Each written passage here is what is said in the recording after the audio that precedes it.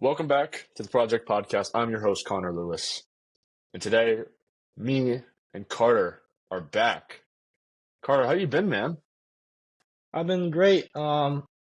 Just keeping myself busy with all the NBA playoff games and also the NFL draft a little bit. But I've been good. Yeah, well, the NFL draft was insane, to be honest. But obviously, that we'll save that for a different day because I know somebody has to go to practice because somebody's still in high school. So we're not going to get into NFL draft today. But I do want to start by talking about the NBA playoffs. Give me your overall thoughts. What was your favorite series from the first round? Because the second round just started not too long ago as we're recording this. So talk about the first round a little bit. My favorite series personally was the Pistons versus the Knicks. Mm. Um, I really watched a lot of the series. I mean, I liked watching the Timberwolves series. It's really good to see Ant. I mean, he was filthy, and I also am a Celtics fan, so it's good to see the Lakers lose, obviously. Um, But the Knicks and Pistons series, it seems so close. I mean, it only went to 6 games, but like I don't think a single game was won or lost from both teams by over 10 points. Like every single game was super close. You had to see Jalen Brunson really show off his clutch capabilities. He won the Clutch Player of the Year award this year, and it shows how well he was. But overall, that series is really good to watch, and it showed a lot. It showed Cade is ready to keep taking the next steps to be a superstar in the league. But also other guys in that team, like Asar Thompson, are like legit players that'll keep excelling, especially defensively. But that series was personally my favorite to watch. It was just super exciting to me. I was rooting for the Pistons to win that, but that was probably my favorite series. Honestly, I understand that. I'm gonna zag a little bit. I loved that Rockets Warriors series. We talked about before the playoffs. I really did not think the Rockets would make it that close. I know we talked about like if the Rockets lose, what are they going to do in the offseason? But honestly, they kept it pretty close. I mean, the games themselves, if you look at the score, most of them are not like super tight games, but it felt like someone was going to get thrown out of the game at any moment. I think like with Draymond and Dylan Brooks and all them boys, we didn't really know what was going to go down. Curry put on a masterclass in some of those games. I mean, I don't think I need to say anything about Curry that we hasn't already been said. But honestly, it was just, I mean, we knew it was going to be a great series. I thought it was going to be a sweep or maybe a gentleman's sweep, but Houston took them to 7. Everyone was kind of rooting for Golden State, which is weird to say because I don't remember the last time anyone rooted for Golden State, at least in my lifetime. So that was definitely my favorite series. I love the Pistons Knicks series. I think that was really entertaining. Again, Pistons kind of came out of nowhere. I told the story last time when I wanted to go to a Celtics Pistons game early in the season, and tickets were like $30. And you know how hard it is to get like Celtics tickets for anything less than 100. Like Yeah. it's like ridiculous. So I'm happy for Detroit. I was rooting for them for sure because I like to see the underdog win every time, no matter what. Um, so yeah. Do you have any other big picture thoughts on these NBA playoffs so far? Um, It's disappointing to say for the Bucks. I had Yeah. them beat the Pacers. I think it's pretty like known for a bunch of NBA fans that the Pacers are not liked by a lot of people, especially Celtics fans. Like I talked to a bunch of my friends in school, and it's common for the distaste that people have for Tyrese Halliburton himself, but also for the Pacers in general.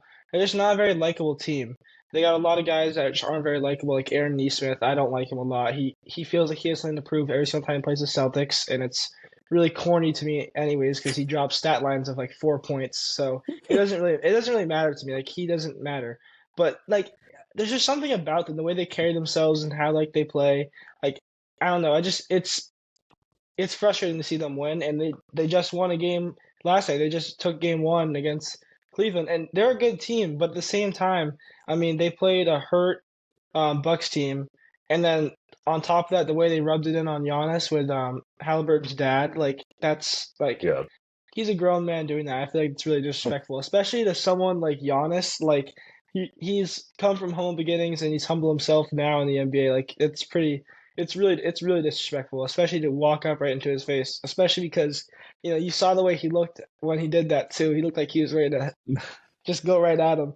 But that's just my overall thoughts about that series. I mean, I don't know what that entails for the Bucks, but I think their offseason is going to be exciting. Hopefully, they're a team that's known for doing very little moves when they should do a lot more to Yeah. contend. But I mean, Giannis might want out, and that could start a rebuild for them. Maybe they get a really good piece back and they can build around that. But I don't know. It's going to be interesting, definitely, to see what comes from that series.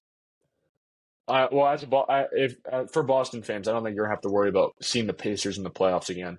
I know they beat Cleveland in Cleveland last night or 2 days ago, whatever. But I don't think that's ever gonna happen again. I don't think this series should be super close. I don't really know what the hell Cleveland was doing, but I think this should be a Cleveland like in 6 or 5. But we saw a lot of upsets. We saw Denver upset Oklahoma. We saw New York come out of nowhere and shock Boston completely. So, I think this is just like second round jitters. I think this happens a lot over the last couple of years where the underdog team will kind of win the first game and then they won't win any more games. It's just like, okay, that was cool. But yeah, with the Bucks, Giannis should have left Milwaukee years ago. I know it's easy to say now because he hasn't really done anything in the playoffs, but I think the writing was on the wall when Drew Holiday got traded, and I think from that point on, everyone kind of felt uneasy about the Bucks because we kind of thought that they were like Drew Holiday was like a well loved member of the Milwaukee Bucks. People liked him like just as a person. He was like a likable guy, and then out of nowhere he gets traded to Boston, and then everyone's like, "What is going on? What's happening?" I guess it was to Portland, and then that whole Yeah. trade that happened. So I think from there we knew that something wasn't really right with this ownership, and now you have Doc Rivers as the coach, and it's just like, what is going on? He just, to me, it doesn't make any sense. I think if Giannis doesn't leave this offseason, I don't think he's ever going to leave. I don't know what more needs to happen for him to leave at this point. I mean, you get bounced in the first round a couple times, and you're still staying. It's like you're 30. You only have so many years left. You're still playing great, but you only have so many years left. Either find a new team or just accept your fate as never winning another title ever again. But overall, I mean, we're going to see what happens with Minnesota Golden State. I think it's possible for Minnesota to win that series, but what do you think about that? Um, I really like the mock-up of Minnesota's team. They had some really good guys show up for them, like Naz Reid. He was very effective against the Lakers' lack of size and like skill at the 4 and 5 position, and that's going to be the same thing with um the Warriors as well. I mean, they're always known for having Steph Curry, obviously, but there's always a question mark when it comes to their big position, and they're choosing to run small now. Their starting lineup, their biggest person on their starting lineup is been Draymond. So Yep. that could be. I mean, you saw what happened. Rudy Gobert had 27 and 24, like against the Don't I know it? Lakers, Don't I obviously. know it? But Yes. at the same time, it's likely that something like that or a similar stat line for another one of Minnesota's big men could happen against the Warriors based on their lack of size and their lack of skill up there as well.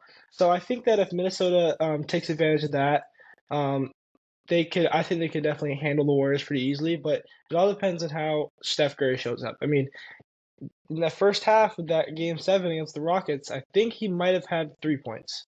Yeah. And he ended up with 20, obviously, but he can't do that if they're trying to like this isn't the Rockets. This is Anthony Edwards and the Timberwolves, and they're a legit team, and he's legit. He's proving himself to be like a top 5 player in the league right now, especially based off of the playoffs. He's definitely top 5 in the playoffs right now. But he's proving himself to be that type of guy, and if Curry wants to keep up with him, he can't have any slow nights like that, and he can't rely on Buddy Hield saving him in a Game 7. No offense to Buddy Hield, obviously, but Oh, yeah, you're right. you're not gonna get that every night. So I think like the Timberwolves, if they play their consistent basketball, they're gonna win this. But if they can't slow down Stephen Curry, it's gonna be very interesting. I agree with what you said completely, to be honest, which sucks because it's not a very interesting conversation. But you're absolutely right. I mean, it's possible we see another Gobert masterclass. Unfortunately, like I know people don't like the guy. I think he's a great player. I love him, but I Mhm. know he's not Super Bowl liked with the whole COVID fiasco a couple years ago. But I think if Minnesota takes down the Warriors, I don't even know what their ceiling is. Like, who is to say they can't beat Denver? or they can't beat Oklahoma. Like I know it's early. Like I know like the series hasn't even begun yet, and we don't know what's gonna happen.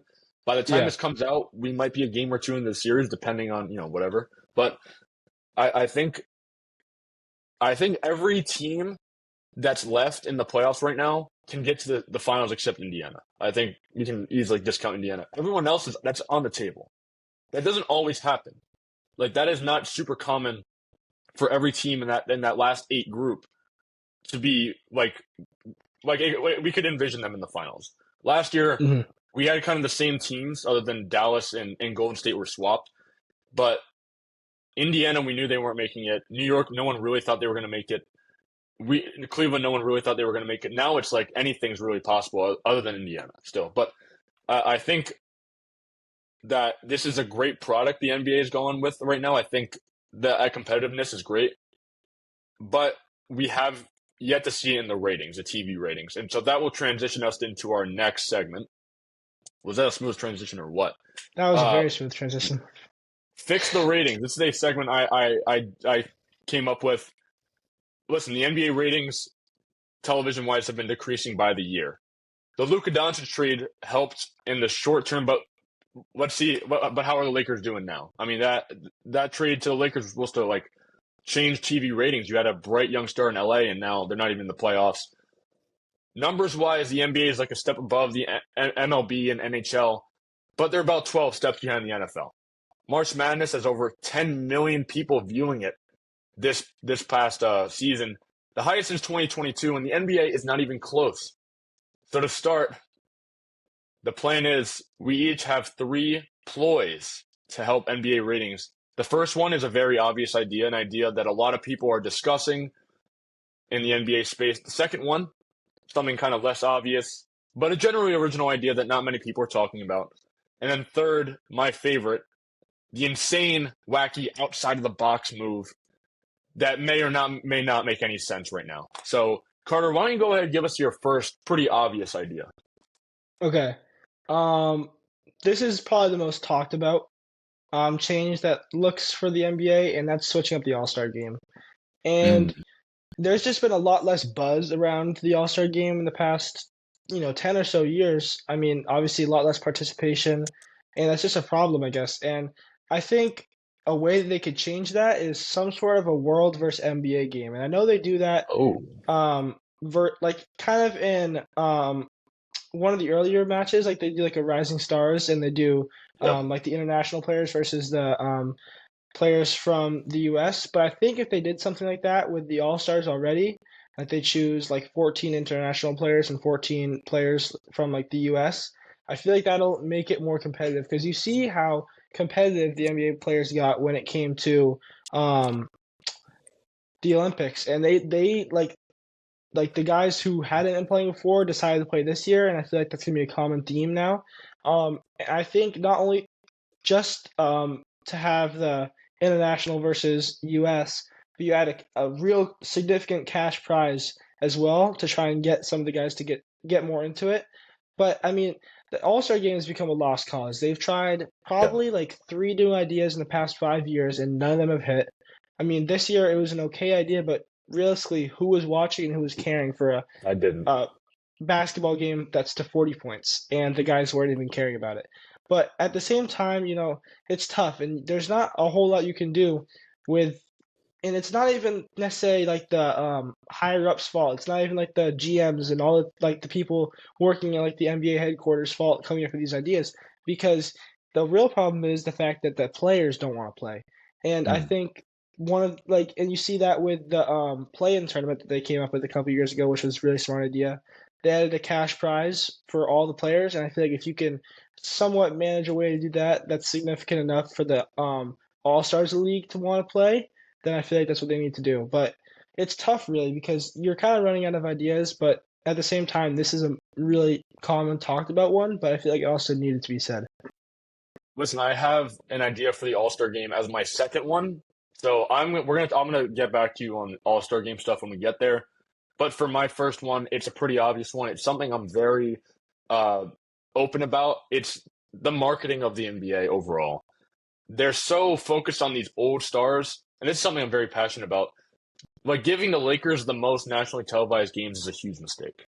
Like this is a league where this might be the time where there is the most young talent in the league ever. Like seriously, if you go down the list, think about how there are so many guys under like 27, 26 years old that are like super talented. You can just go team by team. Cade Cunningham, Luka, Trae Young, Victor, Jalen Brunson. He's not that young, I guess. But if you just go down the list and you look at teams like Houston who have a couple guys that are like pretty damn good, you start to wonder, why are we still marketing Steph Curry, Kevin Durant, and LeBron? Curry almost got knocked out of the first round. He's still great. Don't get me wrong. These guys are still great. LeBron's still great. Durant's Durant. Well, that's different. But Curry's still great. But they've had their time. LeBron's been in the league for over 20 years. Durant's been in the league for like 15, and Curry's been in the league for over 15. It's time to kind of give up the reins and let some of these young guys take over. I think Adam Silver's afraid to let those guys go, TV and marketing wise. And so they continue to push the same type of players, and they still try to push the same old narratives. And with the Lakers and Celtics, there was a whole media push to get them back in the finals. And obviously that's not going to happen because the Lakers are out. But the NBA is too afraid to make new dynasties and make new rivalries. They're so focused on the past that they'd rather focus on that when there is a whole future of guys ahead of you. There's no buzz about all these young, talented guys. Shai Gilgeous-Alexander is kicking ass right now. And obviously me and you don't love him as much as other people do, but the NBA does not market him as much as they should. I'm seeing more of him in other commercials for other brands than stuff from the NBA. I think that's a big problem the NBA has. Now, we'll talk about the All-Star game right now because I'll give you my second idea. Like you said, no one's watching the All-Star game. They're trying a lot of different ideas. Here's my idea, and it's not USA versus World. We're going East versus West, but instead of trying to be serious with it, we are going to make it more wacky. We're going to make it more silly. We're adding a 4-point line only for the All-Star game, nothing else. We're adding a 4-point line. The winning team gets home court advantage in the finals, so the East or the West. You need stakes, and these guys some of these guys make $50 million a year. Do you really think they care about money? I get the whole charity thing. If you want to do charity, that's fine. East versus West, and you do home court advantage for the finals, that changes the game. And you know what? Dunks are worth 3 points now.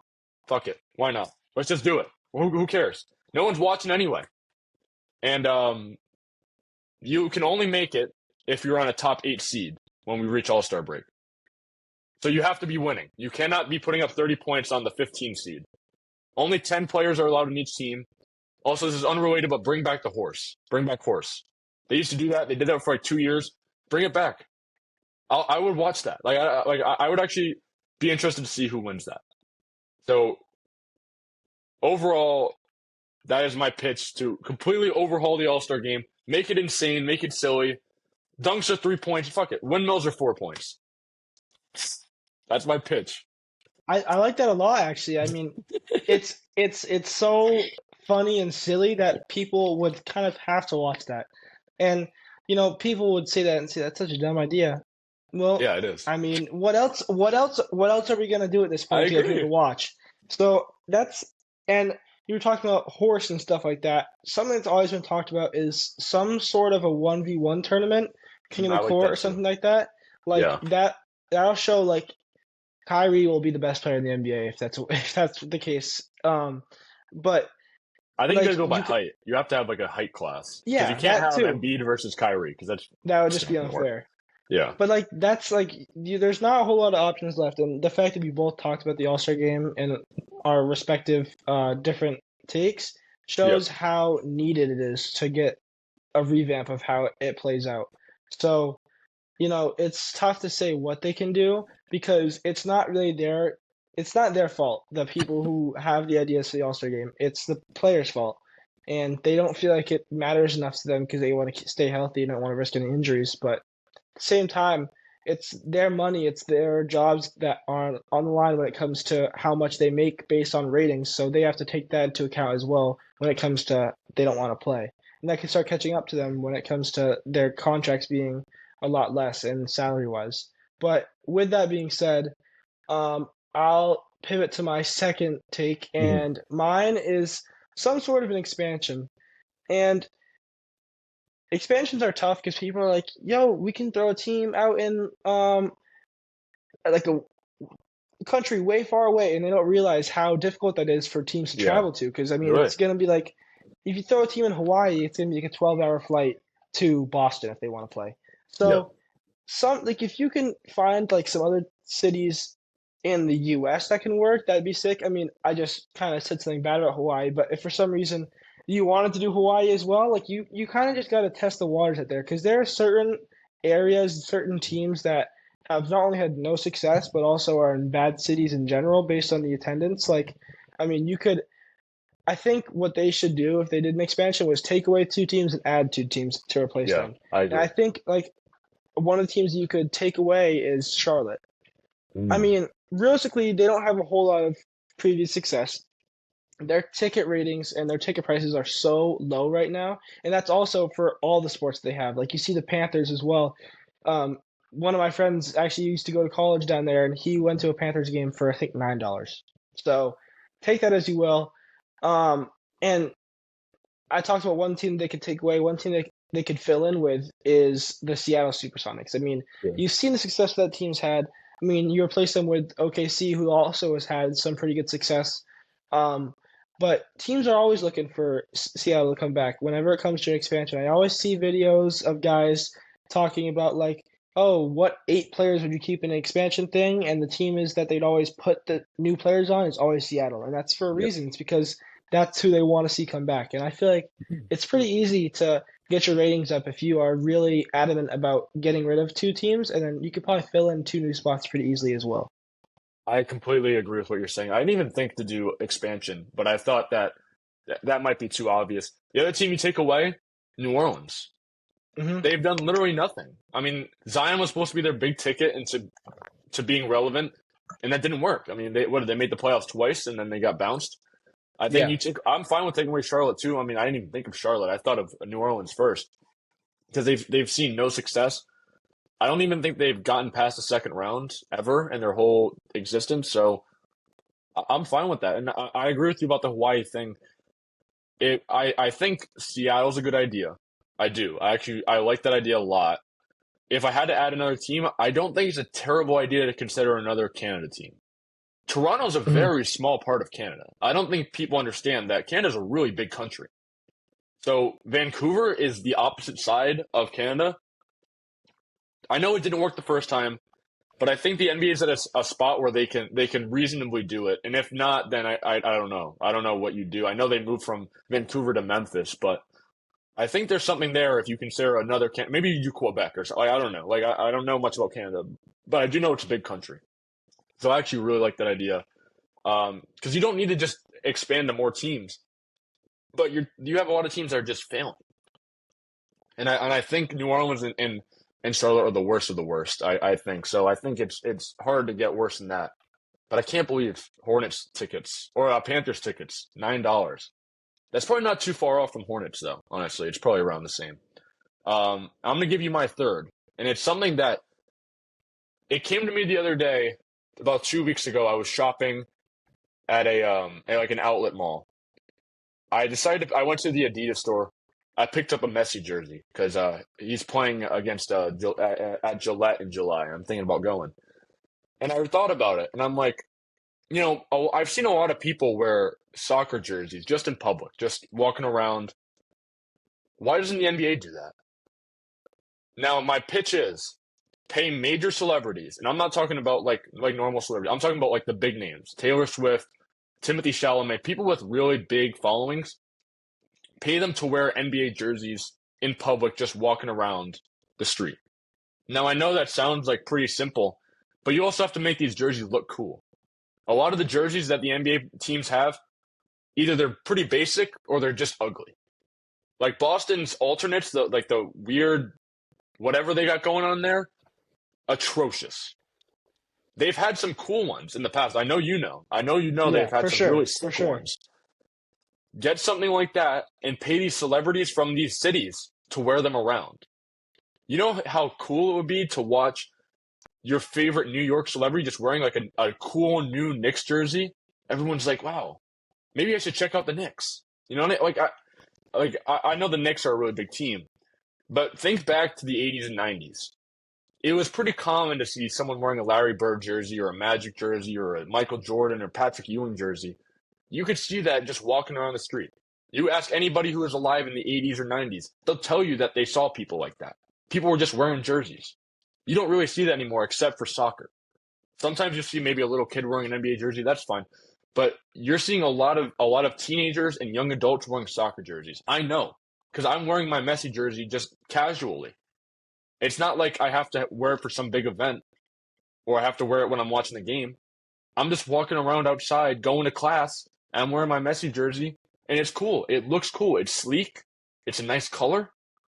I think that if we get this back, because soccer has such a worldwide reputation, and most people don't even really watch soccer. I don't watch soccer that much, but it's cool to wear a soccer jersey. We need to do that for the NBA.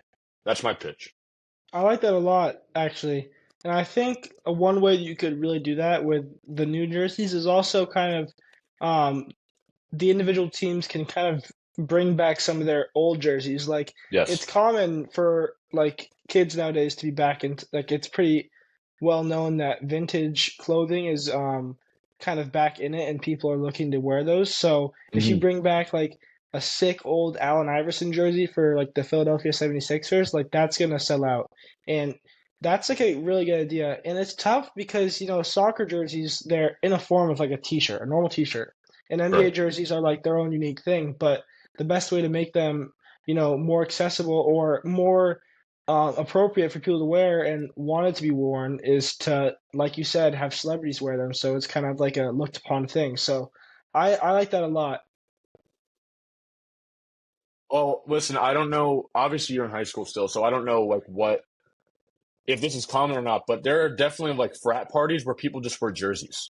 Yeah. They wear them backwards. I've seen some of the craziest jerseys you've ever seen. I saw a Justin Tucker jersey once. Someone wearing it like back. Like I swear, like this is insane. And I think there is something there because you see NBA jerseys a lot. You'll see a Larry Bird or you'll see a Tatum, and if you're from New England, you'll see that people wearing those jerseys to frat parties. We need to somehow manage to bring that back. And I think you said that they're like obviously they're jerseys, so there's no sleeves and they're kind of loose. We need to make the jerseys you sell to the normal people more fitted. I think that's kind of the difference because if you buy a jersey, sometimes it can be a little loose and it can feel kind of weird. A more fitted jersey that kind of is a little like tighter almost. I think Yeah. that can make the difference. Now I want you to give me your third. I'm really excited to see your third. All right, so I think all mission statements and all big mission plans should have appropriate names for them. So mine is called World Champion of What? And this is referring to Noah Lyles. And um, the NBA kind of proved themselves this summer. They took on all the best international teams at the Olympics, but there's still whispers about, how good they are. Like I saw some in the video the other day talking about like if the champion of the NBA matched up against international teams, how they do. And that made me think, well, why don't we do that? So the NBA could set up a mini 8-person tournament every single year after the playoffs, and it's you can do a round robin style where Mm. you every team plays a bunch of different teams, and the best of those two brackets come out. You might be able to do that where you split them up 4 and 4, and the two best teams from each bracket come out, and then you do a bracket like that. But I think if you managed a way to do that where you got the 7 best international teams from all different countries in the world, regardless, if you could have two teams from the same country, it doesn't matter. It's the best teams, and then you match them up in a tournament with the NBA champion that year. I feel like that would definitely bring more attention to it. And you could like give like a month buffer in between I think from you have when to. yeah, because I mean, the NBA team is going to be completely drained out. I But I agree. feel like you have to do this if you're the NBA if you want to get your ratings up. And I feel like this is a definitely like this is my wacky version of it. But at the same time, like this is a very possible thing that could happen if the NBA was feeling like it. And it'd be tough to try and get it to work out with the other teams based on like when their seasons are going on or if they want to do it or not. But I feel like this would definitely bring the ratings up like I don't know the ratings of the Olympics, but I assume, especially for the men's They're high. basketball category. They're very It high. must have been high. Must have been way higher than the FIBA tournament was in previous years, obviously, where the USA team took on other teams. But I mean, this would just be another chance for the NBA to show their overall talent against the world. So I feel like this would just be interesting, and it would be well watched, I'd say for sure. I love that idea so much. I think that is a really, really good idea. I agree with you that it would have to happen. Like you have to give them the NBA champion time because they could be going to like multiple game sevens, an NBA champion. Like we've seen it in the past. Like you might be if you're going to a game seven in the NBA finals, and then the next week you're traveling to like Europe or something, and you have to play like Team Italy or something. Forget it. But I think it's not an impossible idea. But I really like the way you. I like the name. I like the brand. I think that's fun. I think that's very funny. And yeah, listen, I'm a big numbers guy. I like to look at viewership ratings. I like to do that when new movies come out. I like to look at the box office. The Olympics are like other than the World Cup, I'm pretty sure they're the highest rated sports event like in the world. Like it's not even close. So if you can somehow replicate that, which I think is what you're trying to do here, I think that is just a gold mine. And I think it gives the NBA players something to prove, especially those guys that didn't make the Olympic team. Like we saw like those players that just missed the cut. Like if you look back at last year and like now you have like now here's my question, actually. What if you have a European guy on the championship team? So like Porzingis last year is obviously on the Celtics, and he's from Latvia, and you have Al Horford who's from the DR. Now, not every player applies to this. Like obviously, like Latvia's national team probably wouldn't make this little tournament here. But if somehow you had I don't know like Spain and your top guys from Spain, so what happens then? I think is my question.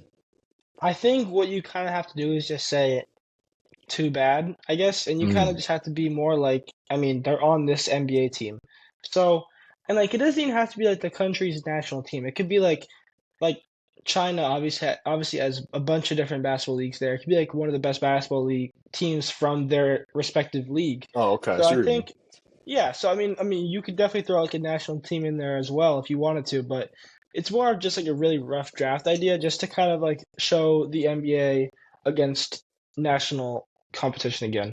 No, I like that idea a lot. I wasn't trying to grill you. I was genuinely No, curious what for you thought sure. about that.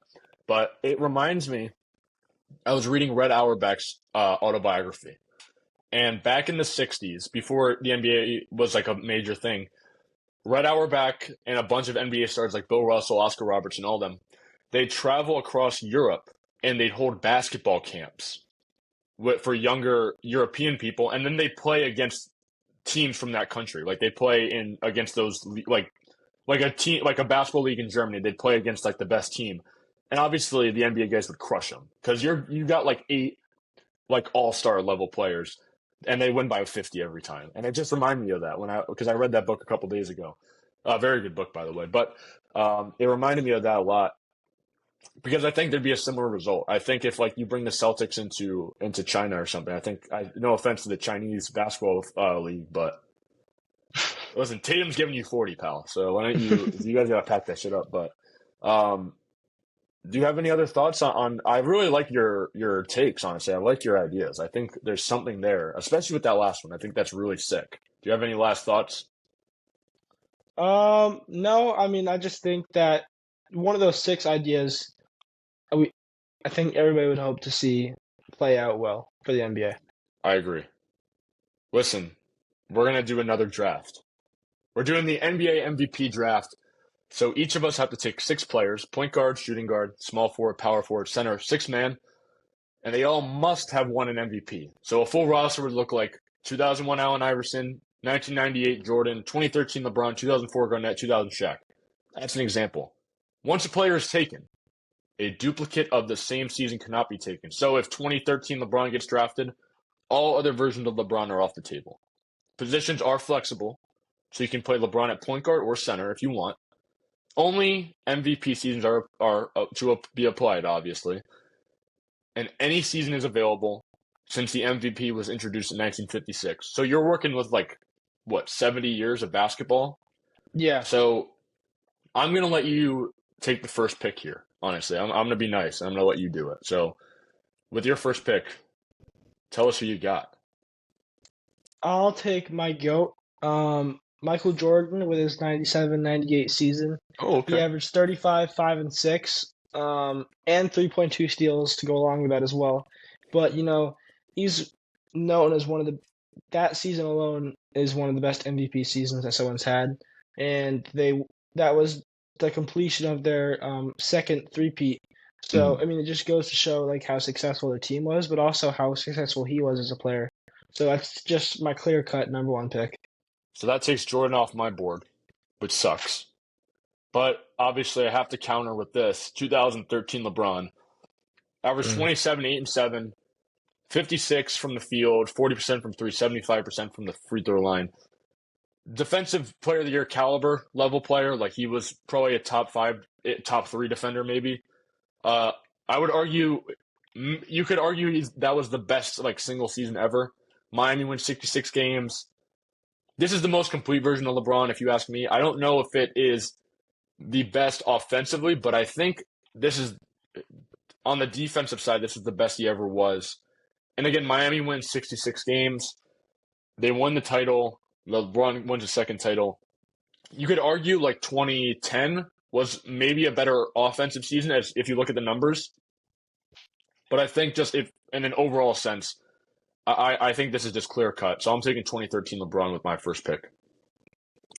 Yeah, I think it's a great pick. That also takes him off my board, so it's gonna make it tough. Definitely, like I try to choose like two guys per position, like my original pick Yeah, and I my did that. backup. Yeah, me too. So it could get shaky depending on like I might have to move some guys around. But with that all being said, I'll take Stephen Curry, his 2015-2016 season. My Yep. fault, I know. But I mean, the first and only unanimous MVP award given out to somebody, 35 and 6 that year. I mean, he was just unstoppable, really. You watch his highlights from that year, he was gross. So there's not much you need to say when it comes to that. You just gotta I agree. just shut up and watch, really, if you have anything to say about it. I agree with you. I don't think we have. I don't think there's anything you can say about Steph Curry that is going to be groundbreaking news. Um, that sucks. Okay. Well, that's really blows. I'm gonna take my point guard here just to match you. I'm gonna take 89 Magic. 22, 8, and 13. 51 from the field, 31 from three, 91 from the free throw line. Here's the thing about Magic at this time. Kareem was basically done.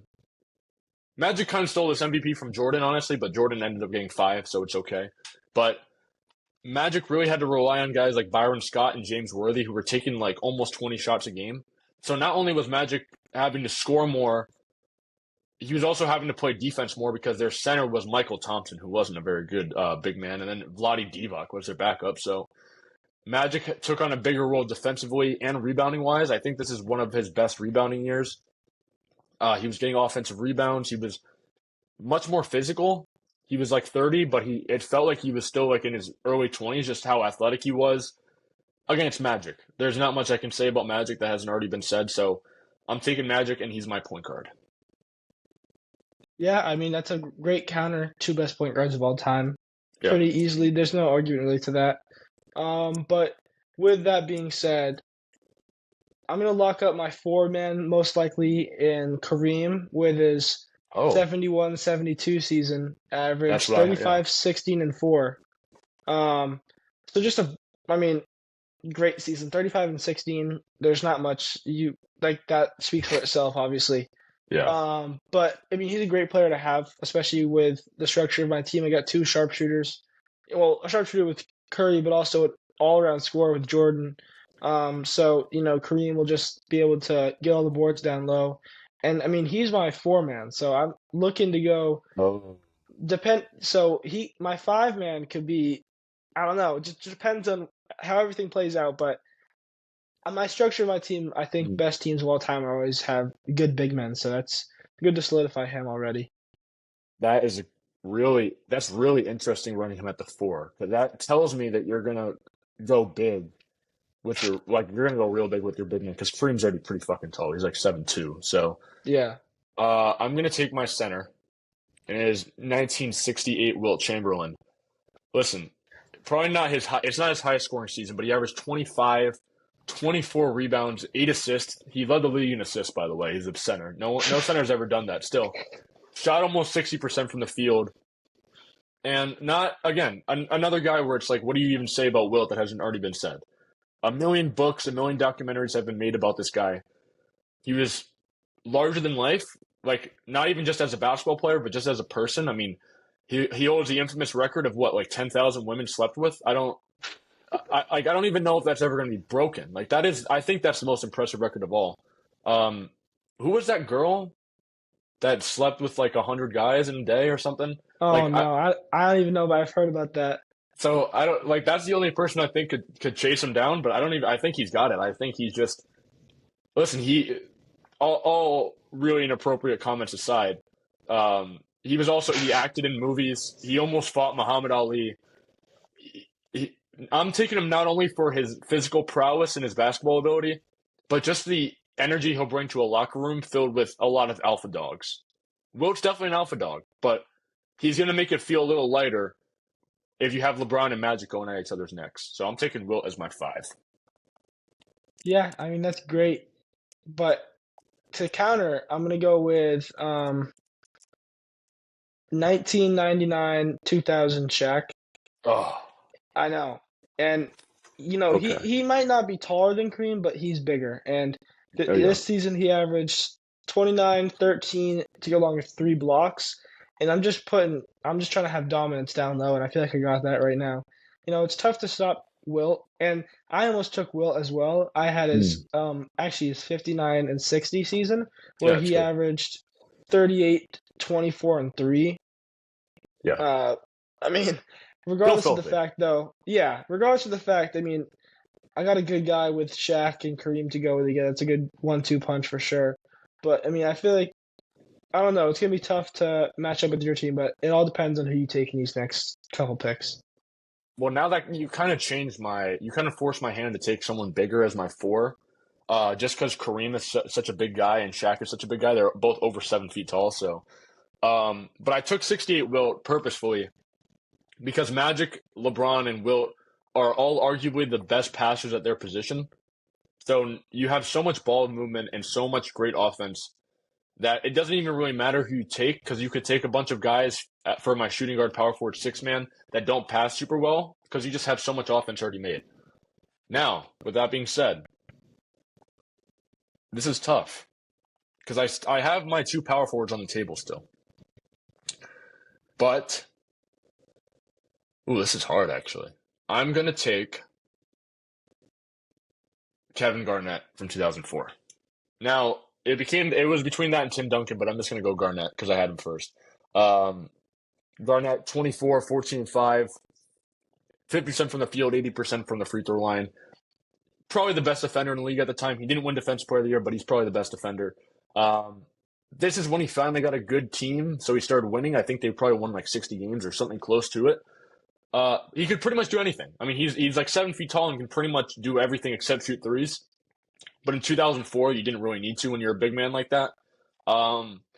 Definitely could play Garnett as a small ball 5. If he played today, he would probably be a small ball 5 at least.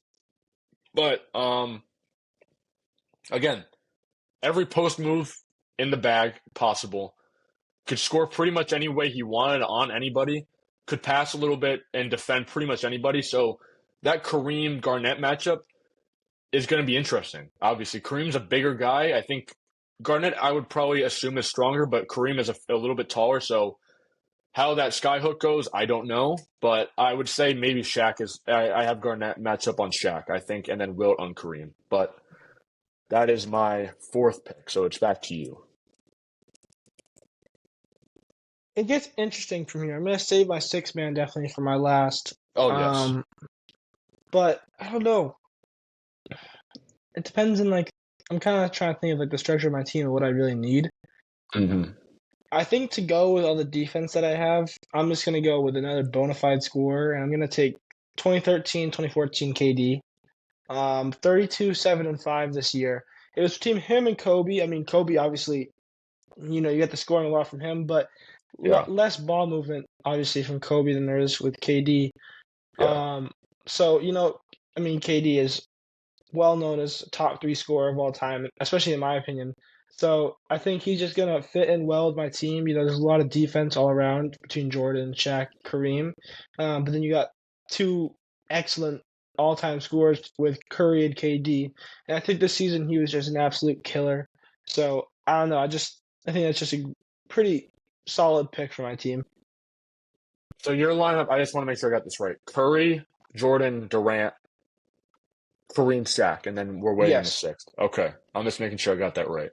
Hmm. Um, Now I'm at a crossroads here because obviously you can flex your position, so you don't have to run everyone at their correct position. Obviously, because technically LeBron in 2013 did play the four, so and I'm having him play the three, but I'm at a really tough spot right now because I'm gonna be completely honest with you. My last I'm choosing either between right now Bird or Kobe Bryant, and I'm gonna take Bird as my two. Now that's a really big team. That is a huge Magic team. is, I think Magic's the shortest guy. He's like 6'9". Bird is like 6'10". LeBron's 6'10". Garnett's almost 7 feet, and then Wilt's like 7'2". So I'm taking 86 Bird. Maybe defensively, not the best idea to have that matchup on Jordan. So that's the toughest part is the defense with Magic and Bird and as your point guard shooting guard. Again, a big team. Bird, maybe I don't think it was Bird's best year, but his best MVP year at least.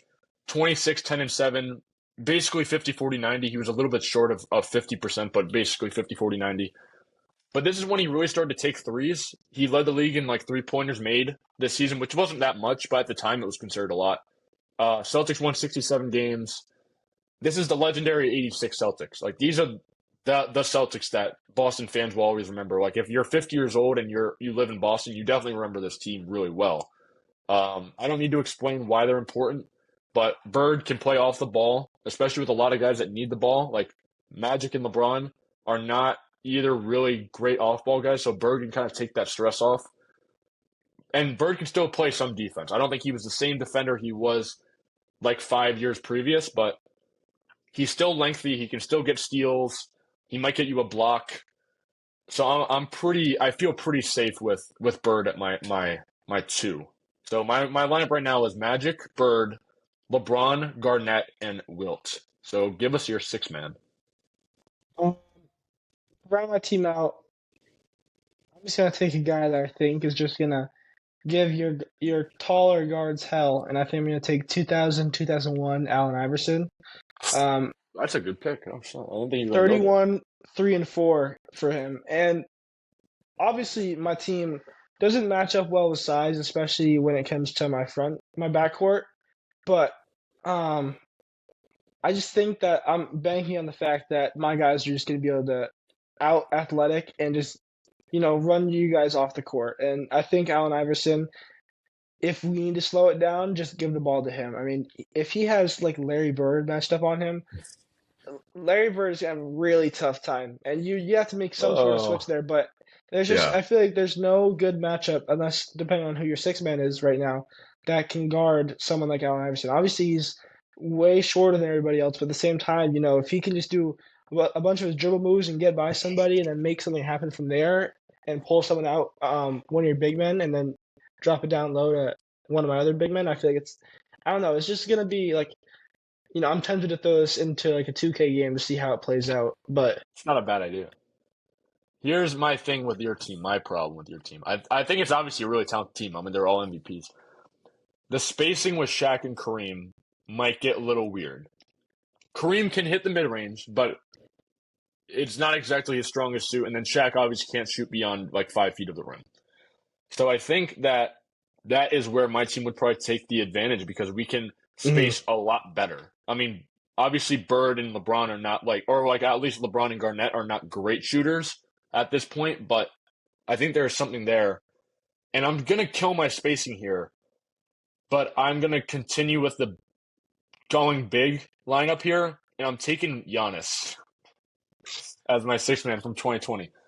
Another guy that's like 7 feet tall. I mean, they list him at 6'11". He's 7 feet tall. Now, this is actually I'm basically audibling here. I had Kobe as my last guy, but I've changed my mind Giannis MVP this year, 30, 14, and 6. Defensive Player of the Year, probably the best player in the league. I mean, I know the Lakers won the title, but it really felt like Giannis was the best. I know it was a COVID shortened year, so take that for what you will.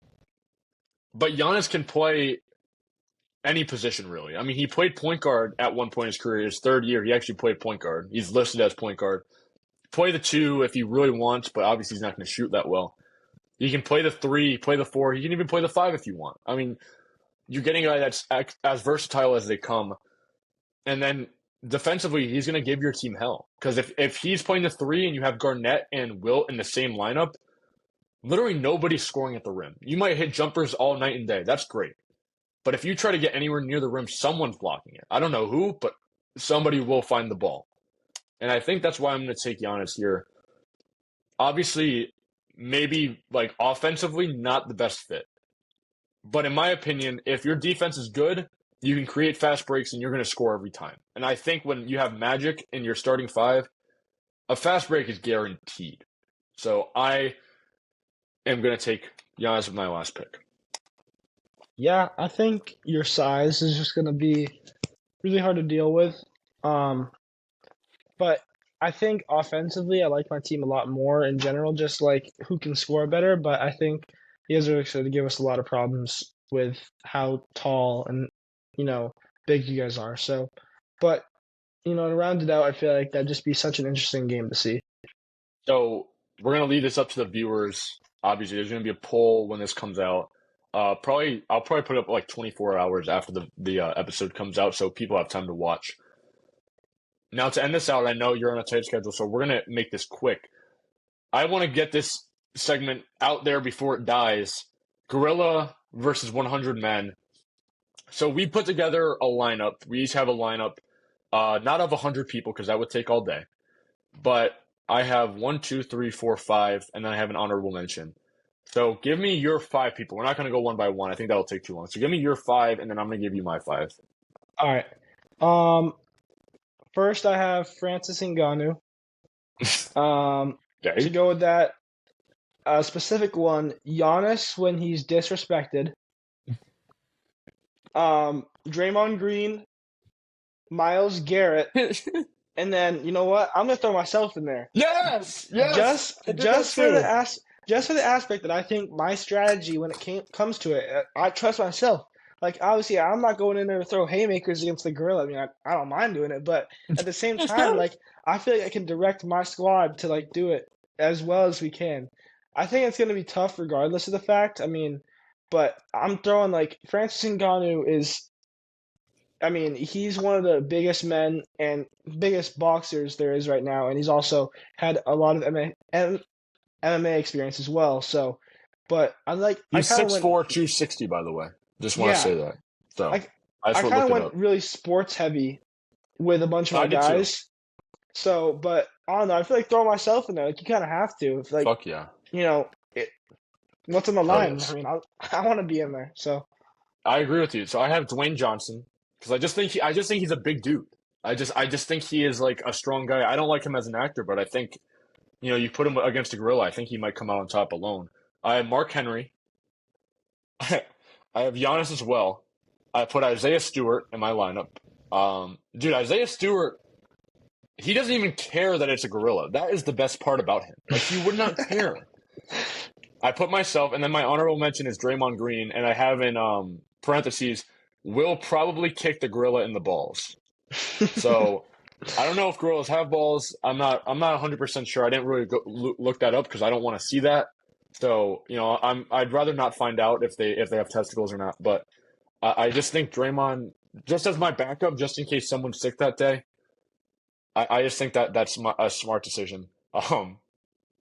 This is ridiculous. Do you have any? We're gonna wrap it up. But do you have any last second thoughts on the gorilla versus 100 men? I know we only picked like 5, but whatever. No, I've just seen some really interesting lists of people, and they have like setups for it. Like they have like 5 people are like decoys, and they choose like the most annoying people on Earth, and they just throw them in there just as like decoys, and they have like comedic relief for some reason. Yeah, I saw that. It's just been interesting. I don't know. I think we forget how many people 100 people is. Like 100 people is a lot of people. Like that is Yeah, like insane. So you need to have like you kind of just run out of people to put on your list. So you're just like, okay, yeah, we'll throw comedic relief on there. Sure. Um, I saw one where it was just like they had like Andrew Tate as like a motivator. I don't know if you saw the same one I did, but it's just like they had like just like five people to motivate. It's like Andrew Tate, Tristan Tate, and David Goggins, and like two other people. And I'm like, what? yeah. Like, what are we even doing? Like, what are we? Like, what the hell is wrong with us? But any other last second thoughts before we wrap up? No, it's pretty interesting. I'd say that's all I had to say about it. It was very interesting. Carter, thank you so much for being here. For the listeners at home, thank you so much for listening or watching. And I have been your host, Connor Lewis, signing off.